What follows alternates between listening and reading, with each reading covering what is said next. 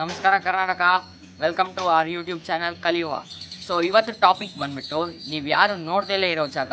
ಈ ಜಾಗ ಬಂದ್ಬಿಟ್ಟು ಬೆಂಗಳೂರಿಂದ ಜಸ್ಟ್ 66 ಕಿಲೋಮೀಟರುಗಳು.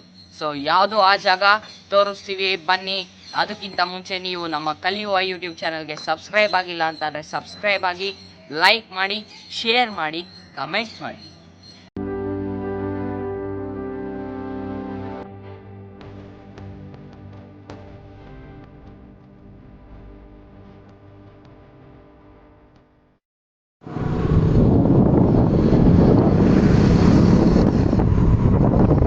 ಸೊ ಇವತ್ತು ನಾವು ಮಾಡ್ತಿರೋ ವಿಡಿಯೋ ಸ್ವಲ್ಪ ಡಿಫ್ರೆಂಟ್ ಆಗಿರುತ್ತೆ. ಮುಂಚಿನ ಥರ ಎಲ್ಲ ಸ್ಕ್ರಿಪ್ಟೆಡ್ ಆ ಥರ ಎಲ್ಲ. ಇಲ್ಲಿ ಏನು ಬರುತ್ತೋ ಅದನ್ನು ವಾಯ್ಸ್ ಓವರ್ ಕೊಡ್ತಿದ್ದೀನಿ. ನಾವೇನು ಇವಾಗ ಹೋಗ್ತಾ ಇದ್ದೀವಲ್ಲ ಪ್ಲೇಸ್ಗೆ 2-3 ಕಡೆ ದಾರಿ ಇದೆ, ಹೋಗ್ಬೋದು. ನಾನಿವತ್ತು ರಾಮನಗರ ಮಾಗಡಿ ಕಡೆಯಿಂದ ಹೋಗ್ತಾ ಇದ್ದೀನಿ ಆ ಪ್ಲೇಸ್ಗೆ. ಸೊ ಇದು ಬಂದ್ಬಿಟ್ಟು ಅನ್ಎಕ್ಸ್ಪ್ಲೋರ್ಡ್ ಪ್ಲೇಸ್ ಆಗಿರುತ್ತೆ, ಯಾರೂ ಅಷ್ಟಾಗಿ ವಿಡಿಯೋ ಮಾಡಿಲ್ಲ ಈ ಪ್ಲೇಸ್ ಬಗ್ಗೆ. ಆ್ಯಂಡ್ ಇನ್ನೊಂದು ಹೆಮ್ಮೆ ಅಂದರೆ ಇದು ನಮ್ಮೂರಲ್ಲಿದೆ. ನಮ್ಮೂರಲ್ಲಿರುವಂಥ ಒಂದು ಬ್ಯೂಟಿಫುಲ್ ಆಗಿರುವಂಥ ಟ್ರಾವೆಲ್ ಲೊಕೇಶನ್ ಅಂತ ಹೇಳ್ಬೋದು. ಸೊ ನೀವೇನು ನೋಡ್ತಾ ಇದ್ದೀರಾ, ಇದು ನಮ್ಮ ಹಳ್ಳಿ ಮೇಲೆ ನಾವಿವಾಗ ಹೋಗ್ತಾ ಇರೋದು. ಸೊ ನಮ್ಮ ಹಳ್ಳಿಯ ಹೆಸರು ಬಂದು ಸಾತ್ನೂರು ಅಥವಾ ಬೈನಹಳ್ಳಿ ಅಂತ ಕರಿಬೋದು. ಬೈನಹಳ್ಳಿ ಹತ್ರ ಬರುತ್ತೆ ಸಾತ್ನೂರು ಅಂತ. ಸೊ ಸಾತ್ನೂರು ದಾರಿ ಮೇಲೆ ಇವಾಗ ನಾವು ಹೋಗ್ತಾ ಇದ್ದೀವಿ. ಇದು ನಮ್ಮ ಜೀವರಾಗಿರುತ್ತೆ. ನಮಗೆ ಬೇಸಿಗೆ ರಜೆ ಬಂದಾಗೆಲ್ಲ ನಾವು ಹೋಗ್ತಾ ಇದ್ವಿ. ತುಂಬ ಚೆನ್ನಾಗಿತ್ತು ಈ ಪ್ಲೇಸು. ಸೊ ಹಳ್ಳಿ ಆಗಿರೋದ್ರಿಂದ ತುಂಬ ಶಾಂತಿ ಇರುವಂಥ ಜಾಗ. ಆ್ಯಂಡ್ ಇನ್ನೊಂದು ವಿಚಾರ ಏನು ಅಂದರೆ, ಈ ಪ್ಲೇಸು ಬಂದ್ಬಿಟ್ಟು ನಮ್ಮ ಬೆಂಗಳೂರನ್ನು ಕಟ್ಟಿದ ಕೆಂಪೇಗೌಡರು ಹುಟ್ಟಿದ ಏನೋ ತಾಲೂಕಿಗೆ ಸೇರಿಕೊಳ್ಳುತ್ತೆ. ನಮ್ಮ ಬೆಂಗಳೂರನ್ನ ನಿರ್ಮಾತರಾಗಿರುವಂಥ ಕೆಂಪೇಗೌಡರು ನಮ್ಮ ಮಾಗಡಿ ತಾಲೂಕಲ್ಲೇ ಅವರು ಹುಟ್ಟಿರೋದು ಅನ್ನೋದು ಒಂದು ದೊಡ್ಡ ಪ್ರತೀತಿ. ಸೊ ನೀವು ನಿಮ್ಮ ಊರನ್ನ ಕಮೆಂಟ್ ಸೆಕ್ಷನಲ್ಲಿ ಕಮೆಂಟ್ ಮಾಡಿ. ಹಾಗೆ ಇದೇ ಊರವರಾಗಿದ್ದರೆ ಹೇಗೆ ಇದೆ ಅಂತ ನೀವು ವಿಡಿಯೋ ಕಂಪ್ಲೀಟಾಗಿ ನೋಡಿ, ಕೊನೆ ತನಕ ವಿಡಿಯೋ ನೋಡಿ.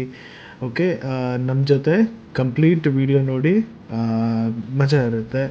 ಆ್ಯಂಡ್ ಇನ್ನೂ ಒಂದು ಇಂಪಾರ್ಟೆಂಟ್ ವಿಷಯ ಇದೆ, ಅದೇನು ಅಂತ ಮುಂದೆ ಹೇಳ್ತೀನಿ. ಇನ್ನೊಂದು ವಿಚಾರ ಏನು ಹೇಳಬೇಕು ಅಂದರೆ, ಈ ವಿಡಿಯೋ ತುಂಬ ಹಿಂದೆ ನಾವು ಏನೋ ರೆಕಾರ್ಡ್ ಮಾಡಿದ್ದು. ಇವಾಗ ಏನಾಗಿರ್ಬೋದು, ದೇವಸ್ಥಾನ ಜೀರ್ಣೋದ್ಧಾರ ಆಗಿರ್ಬೋದು, ಸುಣ್ಣ ಬಣ್ಣ ಎಲ್ಲ ಮಾಡಿ ಎಲ್ಲ ಡಿಫ್ರೆಂಟಾಗಿ ಮಾಡಿರ್ಬೋದು. ಇವಾಗ ನಾವು ತೋರಿಸ್ತಾ ಇರೋ ವಿಡಿಯೋಗೂ ಮತ್ತು ಅವಾಗ ಬರೋ ವಿಡಿಯೋಗೂ ಸ್ವಲ್ಪ ವ್ಯತ್ಯಾಸ ಇರ್ಬೋದು. ಸೊ ಅದನ್ನು ನಾನು ಮುಂಚೆ ಹೇಳ್ತಾ ಇದ್ದೀನಿ. ಇನ್ನೊಂದು ವಿಚಾರ ಏನು ಅಂದರೆ, ನೀವೇನು ನೋಡ್ತಾ ಇದ್ದೀರಾ ಇದೆಲ್ಲನೂ ಕೂಡ ನಾವು ಮೊಬೈಲಲ್ಲಿ ರೆಕಾರ್ಡ್ ಮಾಡಿರೋದು. ಯಾಕೆಂದರೆ ಈ ವಿಡಿಯೋನ ತುಂಬ ಹಿಂದೆ ರೆಕಾರ್ಡ್ ಮಾಡಿರೋದ್ರಿಂದ ಆವಾಗ ನಮ್ಮ ಹತ್ರ ಗೋಪ್ರೋ ಇರಲಿಲ್ಲ, ಮತ್ತು ಬೇಕಾಗಿರುವಂಥ ಕ್ಯಾಮ್ರಾ ಸೆಟಪ್ ಇರಲಿಲ್ಲ, ಮೈಕು ಸಹ ಇರಲಿಲ್ಲ. ಸೊ ಇನ್ನೊಂದು ವಿಚಾರ ಏನು ಅಂದರೆ, 80% ನಮ್ಮದು ವಿಡಿಯೋ ನಾವು ಸ್ಟಾರ್ಟ್ ಮಾಡಿದಾಗ ನಾವು ಯಾವುದೇ ಇನ್ಸ್ಟ್ರೂಮೆಂಟ್ಸ್ ಇಟ್ಕೊಂಡು ಸ್ಟಾರ್ಟ್ ಮಾಡಲಿಲ್ಲ. ನಮ್ಮ ಹತ್ರ ಏನು ಮೊಬೈಲ್ ಇತ್ತು ಅದರಲ್ಲೇ ಕೂಡ ವಿಡಿಯೋ ಸ್ಟಾರ್ಟ್ ಮಾಡಿದ್ವಿ. ಎಲ್ಲನೂ ಕೂಡ ಹಿಟ್ಟಾಯಿತು.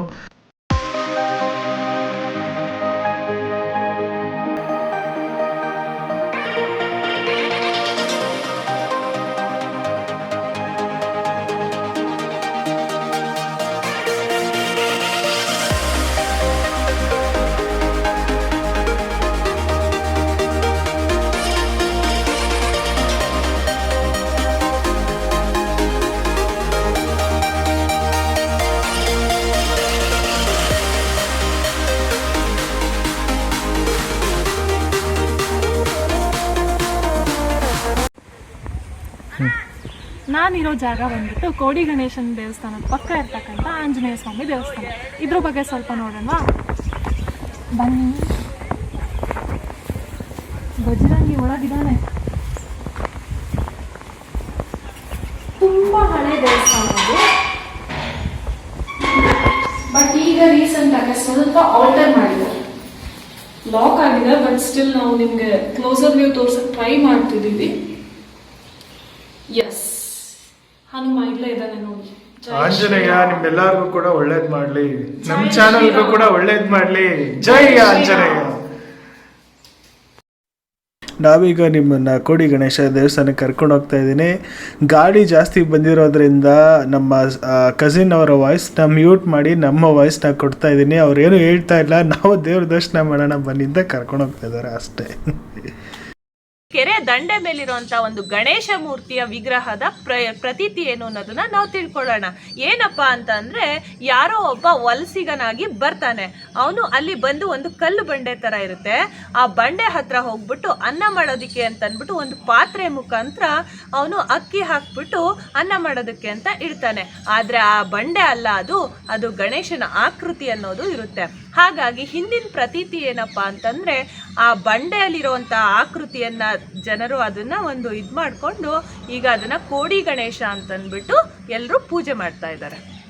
ಇದು ಬಂದ್ಬಿಟ್ಟು ಒಂದು ಶಾಸನ ಅಂತ ಇತ್ತು, ಬಟ್ ಇವಾಗ ಅದು ಸರಿಯಾಗಿ ಕಾಣಿಸ್ತಾ ಇಲ್ಲ. ಬಟ್ ಹಳೆ ಕಾಲದ್ದು ಒಂದು ಶಾಸನ ಥರ ಇತ್ತು ಇದು. ನೋಡಿ, ಇದನ್ನು ನೀವಿಲ್ಲಿ ನೋಡ್ಬೋದು. ನನಗೆ ಗೊತ್ತಿರೋ ಪ್ರಕಾರ ಇದು ಕೆಂಪೇಗೌಡರ ಕಾಲದ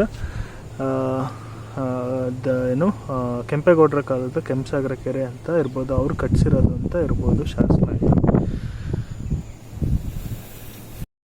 ಸೊ ಇವಾಗ ನೀವೇನು ನೋಡ್ತಾ ಇದ್ದೀರಲ್ಲ, ಇದು ಒಂದು ಆಂಜನೇಯನ ಮೂರ್ತಿ. ಪ್ರತಿ ಊರಲ್ಲೂ ಕೂಡ ಒಂದು ದೇವಸ್ಥಾನದ ಎದುರುಗಡೆ ಆಂಜನೇಯ ಇರ್ತಾರೆ. ಅದರ ಜೊತೆ ಇಲ್ಲೊಂದು ದೊಡ್ಡದಾದ ಆಲದ ಮರ ಇದೆ. ಇಲ್ಲಿ ಕೋಡಿ ಗಣೇಶ ಅಂತ ಯಾಕೆ ಹೆಸರು ಬಂತು ಅಂದರೆ ಹೇಳ್ತೀನಿ. ನಾವು ತುಂಬ ಚಿಕ್ಕವರಿದ್ದಾಗ ಇಲ್ಲೇನೊಂದು ಕೆರೆ ಇದೆ. ಈ ಕೆರೆ ಬಗ್ಗೆ ನೆಕ್ಸ್ಟ್ ವಿಡಿಯೋದಲ್ಲಿ ಹೇಳ್ತೀನಿ. ಈ ಕೆರೆಯಿಂದ ಮಳೆ ಜಾಸ್ತಿ ನೀರು ಬಂದು ಇಲ್ಲಿ ಕೋಡಿ ಥರ ಹರಿದು, ಇದು ಕೊನೆಗೆ ಹರಿದು ಇಲ್ಲಿಗೆ ಸಂಗಮ ಸೇರ್ತಿತ್ತು, ಅದು ಕಾವೇರಿ ನದಿಗೆ ಸೇರ್ತಿತ್ತಂತೆ. ಹಿಂಗಾಗಿ ಇದನ್ನು ಕೋಡಿ ಹತ್ರ ಇರೋದ್ರಿಂದ ಗಣೇಶನ ಕೋಡಿ ಗಣೇಶ ಅಂತ ಕರೀತಾರೆ. ಸೊ ನೋಡೋಕ್ಕೆ ತುಂಬ ಚೆನ್ನಾಗಿದೆ. ಮಾಗಡಿನ ಮೇಲೆ ಬೆಟ್ಟ ಗುಡ್ಡಗಳ ಪ್ರದೇಶ ಅಂತ ಕರೀತಾರೆ. ಸೊ ಎಲ್ಲಿ ನೋಡಿದ್ರೂ ಬೆಟ್ಟ ಗುಡ್ಡ ಇರುತ್ತೆ, ತುಂಬ ಸಖತ್ತಾಗಿದೆ. ನೀವು ಬಂದು ವಿಸಿಟ್ ಮಾಡಿ ಈ ಪ್ಲೇಸ್ನ. ಇನ್ನೊಂದು ವಿಷಯ ಏನು ಅಂದರೆ, ಇದು ಸಾತ್ನೂರ್ಗೆ ಕೆಂಪಸಾಗರ ಮತ್ತು ಹಾಶೆಟ್ಟಹಳ್ಳಿ ಅಂತ ಕರೀತಾರೆ. ಎಲ್ಲ ಹಳ್ಳಿಗಳಿಗೂ ಹತ್ತಿರ ಇರೋದ್ರಿಂದ ಎಲ್ಲ ಹಳ್ಳಿಗೂ ಸೇರಿದೆ ಅಂತ ಹೇಳ್ಬೋದು. ತುಂಬ ಪವಿತ್ರವಾದ ಕ್ಷೇತ್ರ. ನೀವೇನಾದರೂ ಇಲ್ಲಿ ಬಂದು ಪೂಜೆ ಮಾಡಿಸ್ಬೇಕು ಅಂದರೆ ನೀವೇ ಬಂದು ಪೂಜೆ ಮಾಡ್ಕೊಂಡು ಹೋಗ್ಬೋದು. ನಾನು ಹೇಳಿರೋ ಈ 3 ಹಳ್ಳಿಗಳಲ್ಲಿ ಎಲ್ಲಾದರೂ ಒಂದು ಕಡೆ ಬಂದು ನೀವು ಕೇಳಿದ್ರೆ ಕೀ ಸಿಗುತ್ತೆ. ಇಲ್ಲ ಅಂದರೆ ಯಾವಾಗ ಪೂಜೆ ನಡೆಯುತ್ತೆ ಅಂತ ನನಗೆ ಅಷ್ಟು ಮಾಹಿತಿ ಇಲ್ಲ. ಸೊ ಅಲ್ಲಿ ಹಳ್ಳಿಯವ್ರನ್ನ ವಿಚಾರಿಸಿ ಒಂದು ಸತಿ ಹೋಗಿ ವಿಸಿಟ್ ಮಾಡಿ. ತುಂಬ ಪೀಸ್ಫುಲ್ ಆಗಿರೋಂಥ ಜಾಗ ಇದು. ಸೊ ನೆಕ್ಸ್ಟು ಪಾರ್ಟ್ 2ನಲ್ಲಿ ಕಂಟಿನ್ಯೂ ಮಾಡೋಣ. ಪಾರ್ಟ್ 2ನಲ್ಲಿ ನಿಮ್ಗೇನು ಕಾಣ್ತಿದೆಯಲ್ಲ, ಇಲ್ಲಿ ಒಂದು ಅದ್ಭುತವಾದ ಕೆರೆ ಇದೆ. ಆ ಕೆರೆ ಮತ್ತು ನೆಕ್ಸ್ಟು ಏನು ಬೆಟ್ಟ ಇದೆ, ಟ್ರೆಕ್ಕಿಂಗು ಕೂಡ ಮಾಡಿದ್ದೀವಿ. ತುಂಬಾ ಸಖತ್ತಾಗಿದೆ. ದಯವಿಟ್ಟು ನಿಮ್ಮ ಫ್ರೆಂಡ್ಸ್ಗೆಲ್ಲ ಶೇರ್ ಮಾಡಿ ಅಂತ ಹೇಳ್ತಾ ವಿಡಿಯೋನ ಎಂಡ್ ಮಾಡ್ತಿದ್ದೀನಿ. Thank you. ತೋರಿಸ್ತೀನಿ ಎಷ್ಟು ಚೆನ್ನಾಗಿದೆ ನೋಡಿ. ತಂಪು ತಂಗಾಳಿ, ಈ ವೆದರು ಸೂಪರ್ ಆಗಿದೆ. ಸಿಟಿಗಳಲ್ಲಿ ಟ್ಯಾಂಕಲ್ಲಿ ನೀರನ್ನ